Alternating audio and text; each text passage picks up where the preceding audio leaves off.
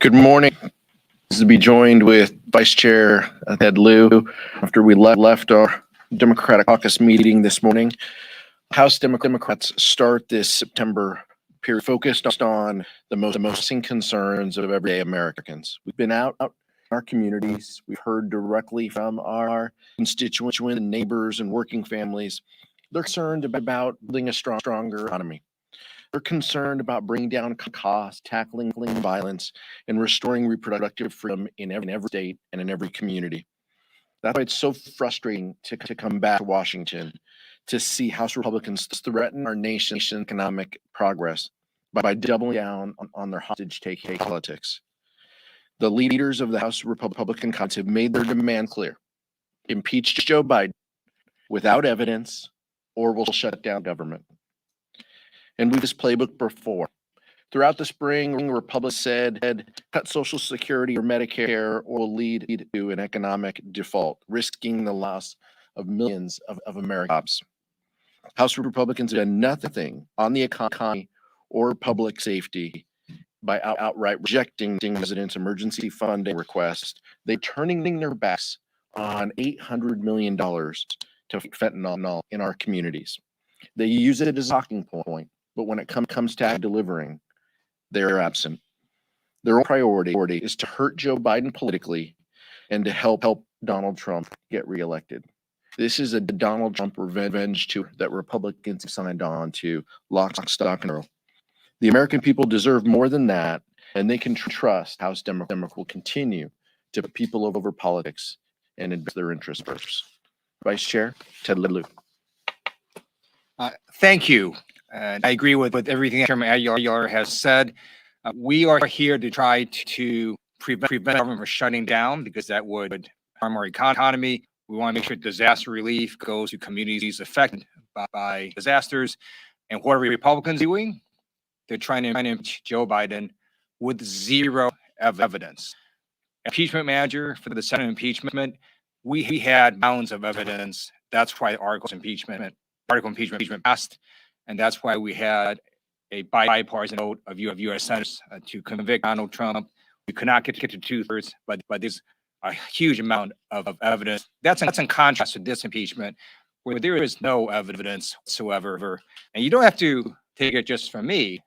Let me just see what Republican members of Congress are saying. Republican Representative George of Ohio recently stated that he is, quote, not seeing facts or evidence, end quote, would merit an impeachment inquiry. Republican Dusty Johnson of Dakota stated, quote, when it comes to impeachment, he has, quote, not seen that evidence, end quote. And then Republican Ken Buck of Colorado stated, quote, I don't think that evidence has been presented connecting President Biden wrongdoing, and that, quote, I'm not convinced that evidence exists. So I call on the Republican Congress to stop following the lead of Marjorie Taylor Greene. Instead, do the work of the American people, which is to make sure our government is not shut down so that we don't harm American families. Questions? Thank you, Mr. Chair. You know, Republicans in justifying this impeachment inquiry have pointed to Speaker Pelosi, and they point to the fact that she didn't hold the vote initially as precedent for why they're not a full vote in the House. How do you respond to that? Well, we did hold a vote in the full House. Just look at what Kevin McCarthy said 10 days ago. He said that this wasn't to be done unilaterally by one person until the most extreme members of his caucus, until he has dinner with Donald Trump, until he huddles with Marjorie Taylor Greene to find out which direction he has to go. Then and only then he decides that they're going to do it alone. And he goes back on, he said 10 days ago, to start these impeachment proceedings. This is all about distraction and delays, but it is clear motto for the Republican conference is no evidence, no votes, problem. Just business as usual. That is who they are. That is exactly what he has done. By the way, I mean, this is a song that we've heard before too. You know, it took them about 10 days to back away from the agreement, the bipartisan budget agreement that Kevin McCarthy agreed to and signed on. And then the most extreme members of his caucus said they wanted to cut more. So they instructed appropriators to cut $100 billion more. So I guess the question is, if every 10 days he's going to change his mind, what's he going to say today? And shouldn't we wait 2 weeks and see what the outcome might be?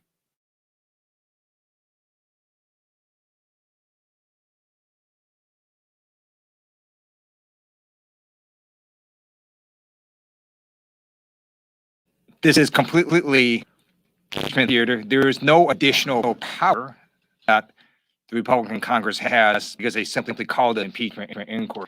And that's because the Department of Justice under the Trump administration issued a ruling saying that unless there is a vote of the House, there is no additional power of the House for doing impeachment inquiry. So Democrats could vote of the House, and we passed it. And that's why the Democrats were able to get additional powers to impeachment. There is nothing different from calling this impeachment inquiry versus not calling impeachment inquiry. It's exactly the same thing. Just very quickly, based on that ruling, would you argue that this inquiry is invalid, or that of the DOJ opinion? Kevin McCarthy can call it anything he wants, but it doesn't have any additional powers to the Republican Congress whatsoever. Marianne? Just to follow up on that, Republicans are claiming that because this is an impeachment inquiry, they have more tools to be able to investigate the PM. You've obviously served on the J6 committee. That's different than impeachment inquiry, but Democrats have also have been involved in inquiries before. Is it your understanding that there actually are more tools? Does it really give investigators more powers of any kind? That's what Republicans are claiming right here. Yeah, and look, they're going to be wrapped around this axle for a while because they're kind of making this up as they go. It's pretty clear that you know they have no path, no objective here other than to carry former President Trump's political war. That's what this is about. What I can tell you is impeachment 2 that Ted Lieu served on for the January 6th committee. The common thread there was votes of the House in a bipartisan way. If you want to have success in this, if you want to genuinely provide oversight and seek the truth, then a bipartisan show of support is how you do it. So we talked to the White House and the Department of Justice as to powers that the Republican conference has with this, inquiry versus a vote. That's not what we're here to discuss today. But what I can tell you is the American people see right through this. There is no evidence. There is no bipartisanship. This is strictly effort by Marjorie Taylor Greene and the most extreme members of the Republican conference to guide Kevin McCarthy wherever they need to go. And even then, they've said that this isn't enough. They're already connecting the government shutdown, to this, because it will never be enough to the most extreme members of the conference. Nick. So Republicans are trying to conflate the Hunter Biden issues with the president. Are Democrats going to try to separate the two? Will you defend any of Biden's conduct? We will defend that there is absolutely no evidence of anything that is tied to President Joe Biden. High crimes and misdemeanors. There is zero evidence of any related to the president. Vice Chair Ted Lieu just read quotes from Republicans themselves who have said that and have amplified that point. So House Democrats are concerned about the rule of law. We're concerned about where there goes because Republicans cannot be trusted as being truthful when it comes to this topic. And so, this isn't about, 100. This is about President Joe Biden, and House Democrats will continue talk about his track record, his success. He's a decent and honorable person, and nothing that they have done his talk specifically about the former president. So they can call it an inquiry and do whatever they want. We are confident that President Joe Biden is doing what he should be doing for the American people, and that's what we'll be focused on. Appropriations, are you talking about attaching disaster funding to Homeland Security bill, which is not happening in the Senate? Can you speak to that on It's pretty clear that McCarthy it was playing whack-a-mole all of August. I mean, he is trying to answer the most members of his caucus, and he is trying to find a path to hold leverage appropriations. So he will do whatever impeachments, inquiries he needs to do. He will cobble together whatever bills he needs to put together, try to count to turn 18. Coming into this week, they had said defense appropriations was the path, was the we were going to run. Next week was going to be Homeland Security. Through these hearings, I serve on the Appropriations Committee. These are really, really, really terrible bills. They carry on the culture war. They have no path and no chance of success in the United States Senate. This is just about speaking to his base and keeping a few people happy for a few more days. That's all this is about. So, I'll believe it when I see it. What pack has come to the House floor.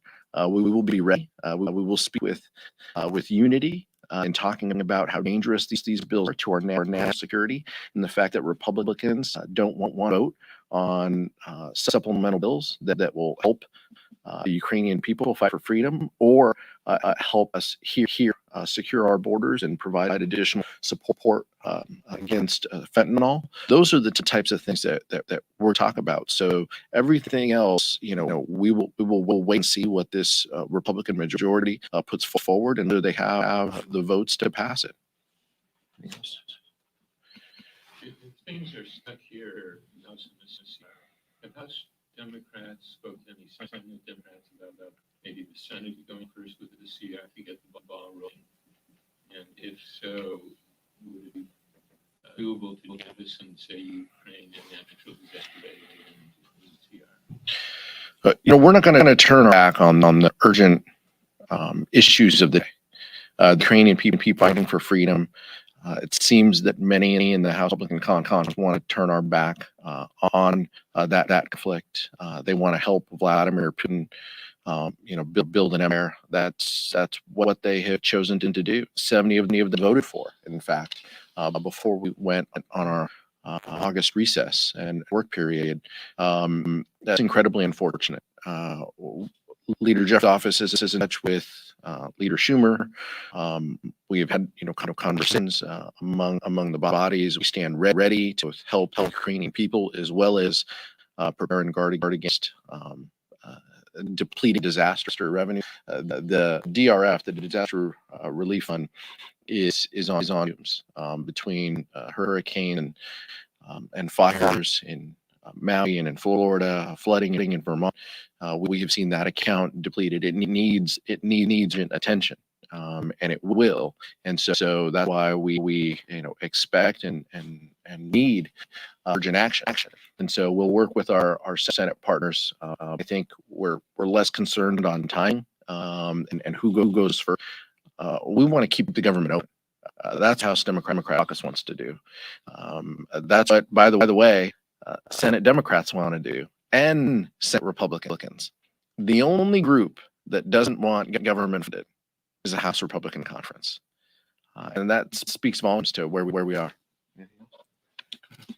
On the supplemental funding, are you open to the idea of voting on disaster relief separate from Ukraine funding, so this becomes less of a partisan issue? I think it's important that we have a focus on the continuing resolution on fully funding government, whether it's through a continuing resolution or passing full year bills. But our belief is we should act on. I share the position that Mitch McConnell has. We should act on disaster relief and Ukraine funding at the same time. These are both urgent. Timing matters, here in DC, separate bills and running, dual tracks at time. I'm not familiar with the Senate process, but it seems like it took a few days just to turn the lights on. So, we'd like to keep things, moving and together. And I think that's why the president proposed this, $40 billion package will combine disaster assist with Ukraine. I think that makes the most. I think that's where House Democrats are. We see the urgent need in both categories and the importance of keeping government open. That is our focus, and that's what we're going to continue to work toward. Last question. Go ahead, Jackson. Thank you very much. Would House Democrats be open to using the discharge petition mechanism to get through spending legislation and go around Speaker McCarthy? Yeah, we're aware of a lot of different options. It was mentioned before whether the Senate goes first, whether there's discharge options. There's what we're focused on is October 1st. We need government open, and we need reasonable partners on the other side of the aisle who agree with that. Unfortunately, there is a shutdown caucus over there. And many members of the Republican conference feel this is in the American people's best interest, shut down government. Their objectives for the month have been very clear. Shut down government, impeach Joe Biden, and maybe get rid of their own speaker. That seemed to be the oxygen in the room is around those three topics. Nothing to do with lowering costs for the American people, providing relief, creating jobs, a record job creation under the Biden administration. We are focused on talking about. Unfortunately, they want to continue to carry the former president's political water. We are aware of options. I would encourage you to talk to Rosa DeLauro. We are always willing to focus on what the future holds, as long as it meets our objective of fund government on October 1st. You're not ruling out the. Thank you so much. Appreciate it.